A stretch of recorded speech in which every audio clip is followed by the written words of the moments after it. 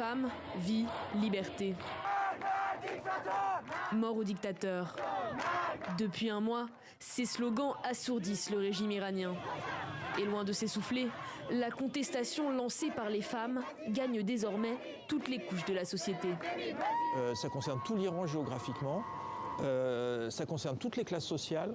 Donc cette demande de démocratie et d'état de droit, ce manque de confiance, on a un manque de confiance de la société iranienne par rapport aux institutions publiques qu'elles estiment inefficaces et corrompues.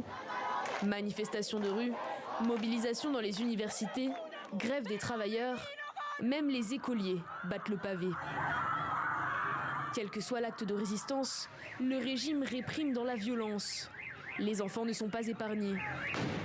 28 auraient été tués. Et depuis la mi-septembre, au moins de 100 personnes ont perdu la vie selon l'ONG Iran Human Rights. Mais dans la répression, les autorités se heurtent à un obstacle. La caractéristique, j'ai oublié de vous dire, de ce mouvement, c'est à la fois sa force et sa faiblesse. Sa faiblesse, c'est qu'il n'y a pas de leader. Et le gouvernement est embêté parce qu'il cherche à arrêter, il réprime autant qu'il peut, il cherche à arrêter des leaders, mais il n'y a pas de leader. Il a face à lui, et ça revient à ce que je vous ai dit au début, en fait, il a face à lui une société civile. Malgré la censure d'Internet et des réseaux sociaux, des images parviennent tout de même à sortir du pays.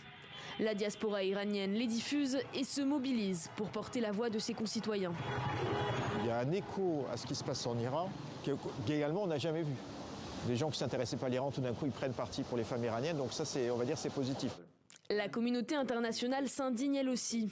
Mais à part condamner les actions du gouvernement de Ebrahim Raïssi, aucune sanction n'a pour l'instant été prise.